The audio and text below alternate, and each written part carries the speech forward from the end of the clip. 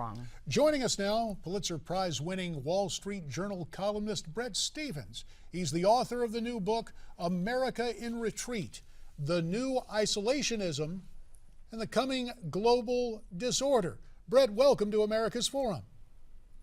It's a pleasure to be on the show, JD. And Bret, you say President Obama's decision to pull troops out of Iraq casts a dark shadow over the future of global order.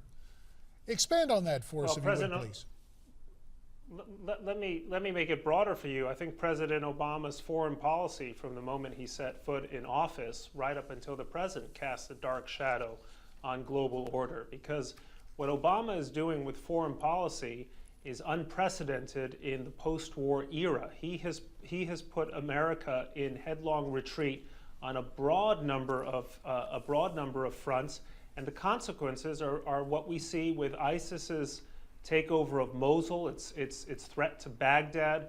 They are the potentially disastrous nuclear deal with Iran, its Chinese assertiveness and aggressiveness in the South China Sea, and of course columns of Russian tanks streaming in unopposed to consolidate their rule over eastern Ukraine. All of this is a direct outgrowth of a president who decided that the tide of war was receding, as if he were King Canute and could command the tides, and that it was time for nation building at home. So there's a connection between how the president has conducted his foreign policy and the kind of world we're living in today.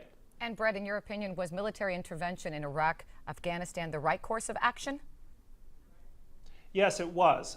It was the right course of action, in many ways wrongly conducted. There is no question. Look, people often get amnesia when it comes to foreign policy because a lot of us just watch it on television. It's not about our everyday life and the way the economy is. But Saddam Hussein was a 25-year foreign policy crisis for the world, for the United States. He was a one-man weapon of mass destruction, and it was right to get rid of him, and it was right to get him out of his spider hole. What was wrong was to go from trying to make an example of a guy like Saddam Hussein into trying to make Iraq an exemplary state by telling them what the gender representation ought to be in their parliament, or who ought to be in command of the Iraqi army. All kinds of steps that we took to essentially become social workers in a very alien culture and over a time span that a lot of Americans weren't prepared to tolerate. So this was really the problem. The conduct of our wars, I mean, I could go on for hours here, rules of engagement, the way in which our commanders conducted themselves until we finally got the right leadership, military leadership. But the main point here is that we can't live forever in the shadow of Iraq, just as we couldn't live forever in the shadow of Iran. We are the superpower, and we have to have a foreign policy appropriate for a superpower. 30 seconds remain, Bret Stephens. You talked about President Obama. We look ahead to 2016 on the Republican side. People like Rand Paul. Is there a leading, quote, isolationist on the right that you see today? Well, half the time when I'm reading Rand Paul or listening to him, he doesn't sound too different from Barack Obama.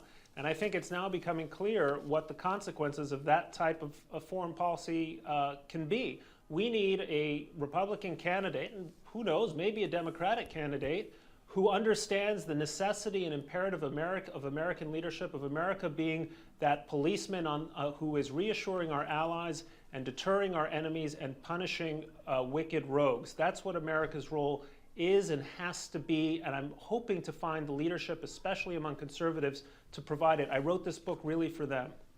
Bret Stephens, the author of the new book, America in Retreat, The New Isolationism and the Coming Global Disorder. Sir, we thank you for your insights. We wish you well with that new book. Well, it's not so much disorder here as much as it's organized mayhem. We're going to step aside. Midpoint starts at noon. We will see you back here tomorrow morning, 9 in the east, 6 a.m. in the west. Stay brave, stay free, stay tuned.